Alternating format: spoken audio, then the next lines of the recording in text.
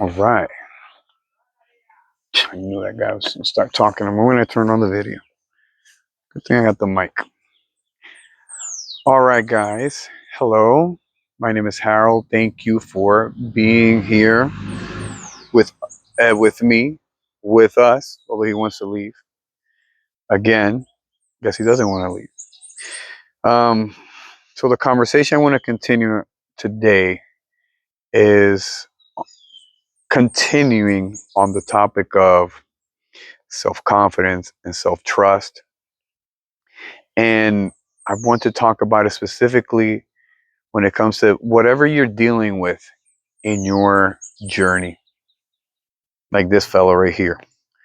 So, a lot of things you may be going through is like, it may feel at that time period like suffering for suffering sense. You don't know what you're doing. You're trying your best. You feel like you're drowning.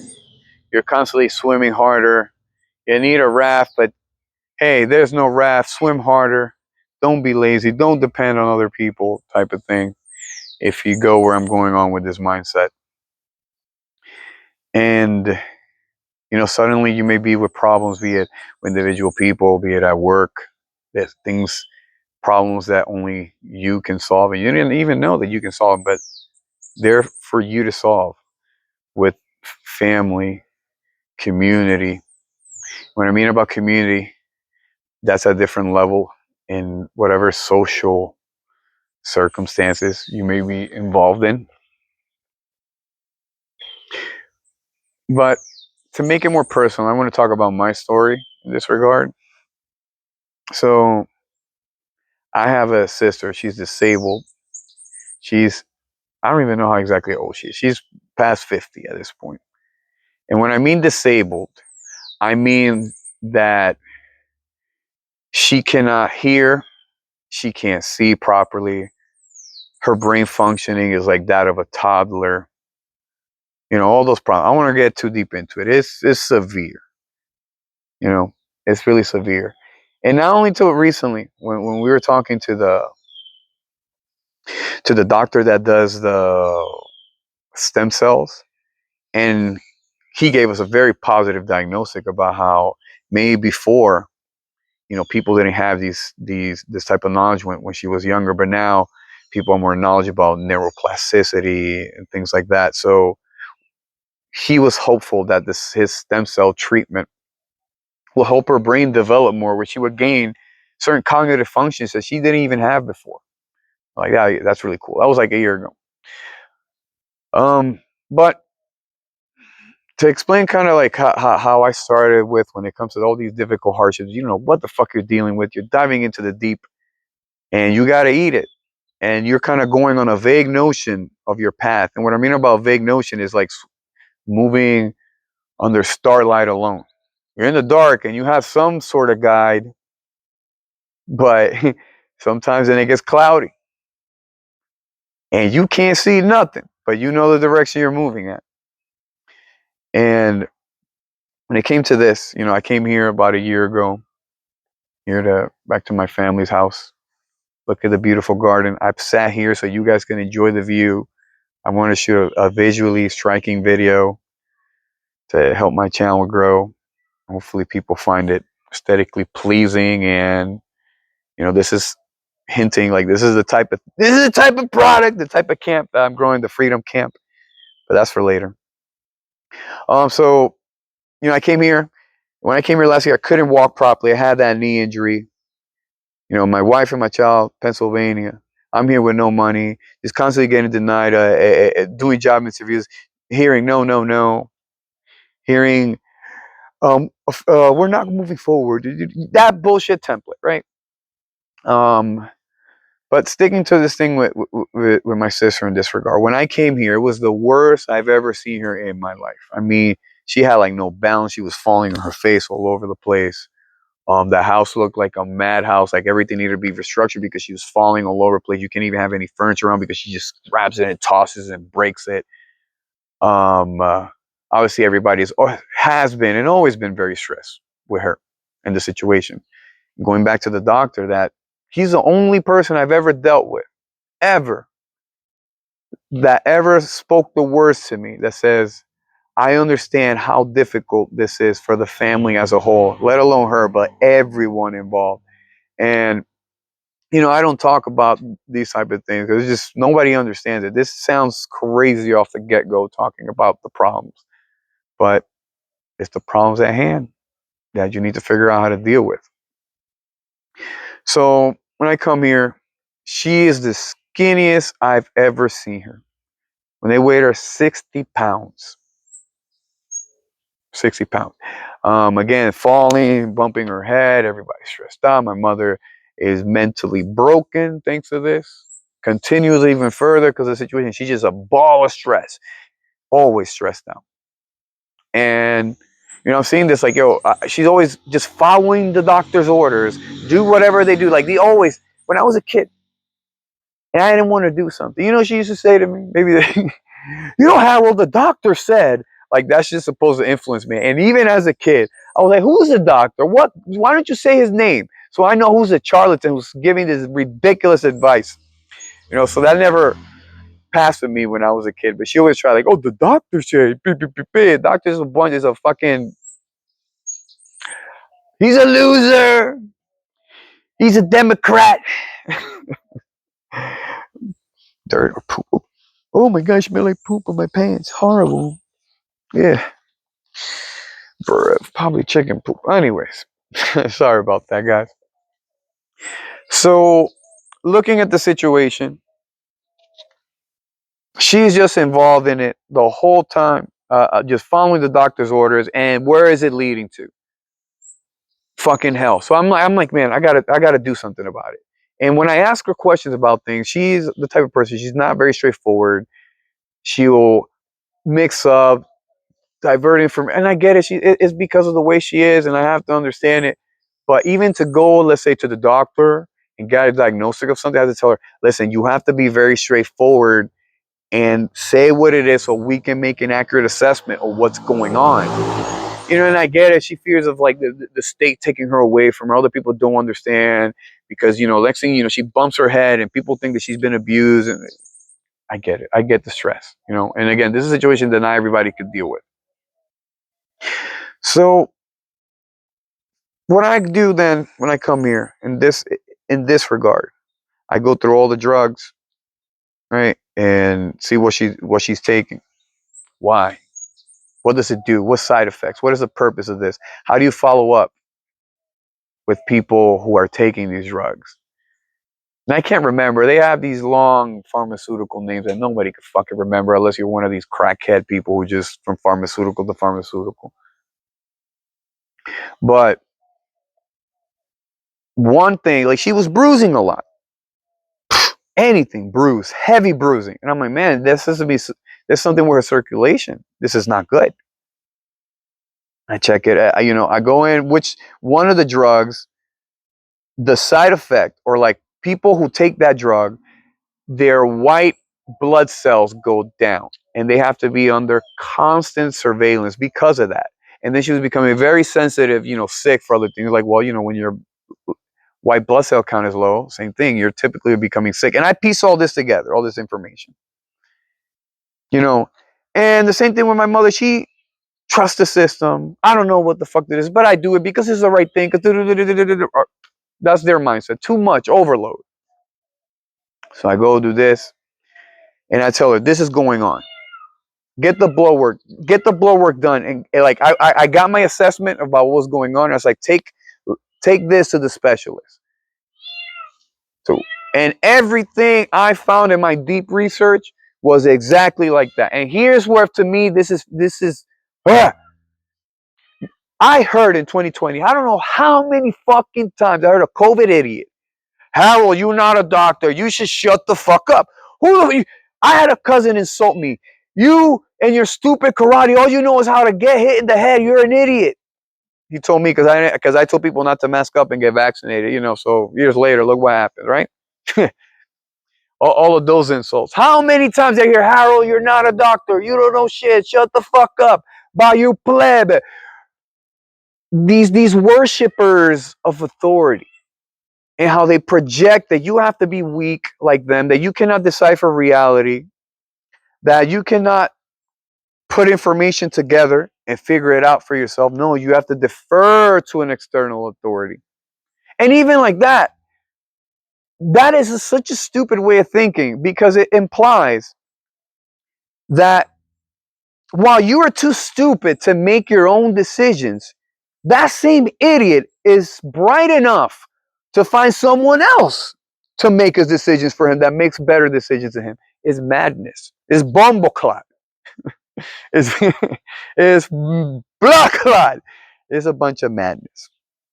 So that's the same logic with voting and believing in external authority and all of that jazz.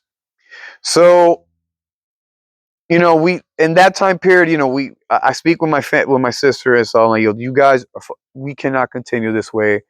We move up with the thing with the.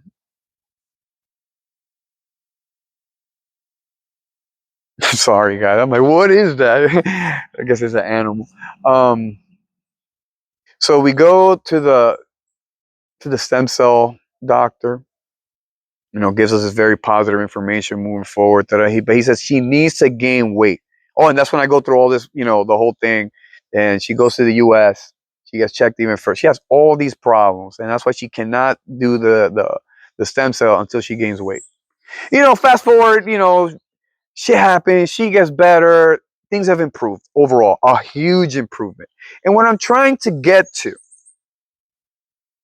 is that if I hadn't come here, and despite everybody telling me I'm fucking crazy, and I have no clue what I'm doing, and I'm not a doctor, and shut the fuck up because you don't have any money. That's another one.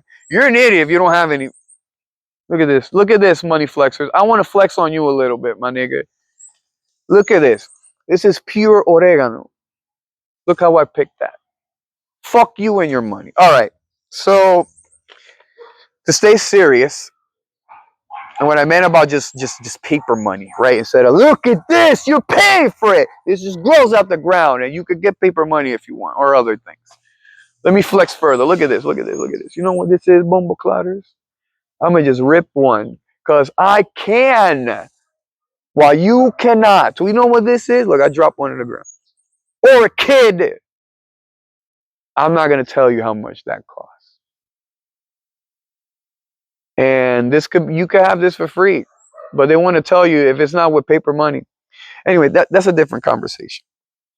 But the point I'm trying to get to is that despite you being in a situation where you may not be the expert, where people look down on you, where you're actually in a way that's like, even just to move forward with a congruent, to find a solution for something, I guess in this regard, I'm saying like my family and my sister who has a disability that has been, very difficult for the whole family, and moves everyone. It's just that cat, man. And moves everybody in a direction. It keeps everybody stressed and all that stuff because, hey, you don't want anything bad to happen. You're trying to get things done. Um, if I hadn't stepped in, she would have died. She was a cadaver when I got here. 60 pounds. It's And after she gained her weight, they did the search. She had so many problems. She had a hernia in her esophagus, and that's why she was going. And I don't want to get into the problems, but and then the different psychiatric drugs that they given her did their own everything. Everything pharmaceutical has done massive amounts of damage. You know what helps? Cannabis oil, chilling, great, no side effects. But Medicare don't cover that. And for you to have that in a way that makes sense, you need like private healthcare. We don't have the money for that. Um, and then before, these things were highly illegal. So my family never tested anything like this, because next thing you know, you take her to a doctor, you're giving her illegal drugs, we're taking her away, you'll never see her again. That's the fear. And like I said, like I came here, no money, no nothing, whatever, everything little by little, little by little. And then in hindsight, and then a year looking back, I'm like, wow, if I hadn't done this, that wouldn't have happened. And nobody validated what I did. I just like, man, this has to be this way. I'm sorry, I don't care what you guys look at this. And that's how you have to proceed with certain things. And that's part of like confidence. and self-trust. And when you don't have that, you're going to be, yeah, I don't know. What am I going to do? I have to follow instructions. I have to follow orders. I have to do what the experts say. And you're in the rut. You're controllable. You're goyim. You're cattle. Your brain is it's another form of religion, of religiare, where your mind is wrapped in a .rar file. Religion.rel file. They put the shit right there. This is the cyberpunk dystopia. The demons put the REL file. He's retarded. Jesus say no, that's not even, well, still the same shit, but from my other joke last time. Donald Trump, please. Donald Trump, please. That dude has Donald Trump dot please dot rel. Fuck that guy up. But, but jokes aside, um, yeah, that's one of the big progresses that maybe it's not a big deal. I don't talk about this much, but I thought, maybe it could help somebody. It's a difficult thing for me. Nobody understands it. It's weird, but I share it again to show you that what I learned subtly about self-trust, and it puts me at ease when I look back at this difficult but slow progress of the trials of everything I'm doing. And part of that is making, I don't really have a name for it. I guess I can call it the Fear Transmutation Project, but it's more than that. I guess the Sovereignty Project. Or the idea is that you're going to come here into the mountains in Jarabacoa. We're going to have all sorts of adventures. Obviously, doing martial arts, real martial arts. Not these bullshit fake camp guys with the racket. Stop it. Stop it. It's worse than the female self-defense. What a scam, man. These guys, if you're paying $5,000 to go to a camp, you're being ripped off, my guy. You can come do that shit here with me. We will go do paragliding. We will go do rafting. We will go do canyoning. You never done this shit before. You'll feel fear, and it's okay. You're going to have fun. You're going to meet great people.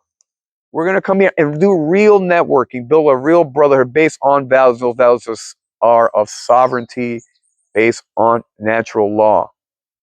And again, we're leveraging martial arts to do that. So we're here at the mountain farm.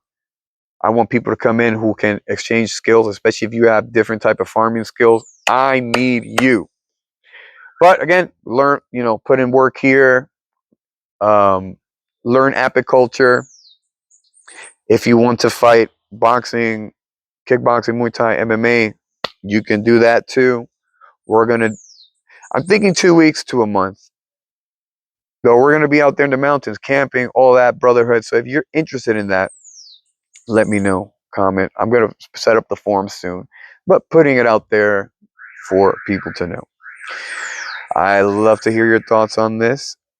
And I hope we all become rich like this, that this is normal to us, not buying everything in the fucking supermarket. This is normal. Food, leaves, flowers, orchids. Look, your girl, here you go. Y'all people getting ripped off by $20 rose bouquet. I go take that roses right over there. All right, let me stop flexing. That's a real flex. They want to show you bullshit watches. Look at this. I want none of these people flexing on you in Dubai because they left Dubai, right? Now who knows what they're in Miami now, being degenerate. Wherever the fuck they go to show off, and I'm working on the computer. Look, this is the real shit. This is the real shit right here. Y'all niggas ain't got nothing on my fly. All right, Harold here at the Word Philosopher channel. Remember to subscribe, and thank you for watching. Have a great one. Os.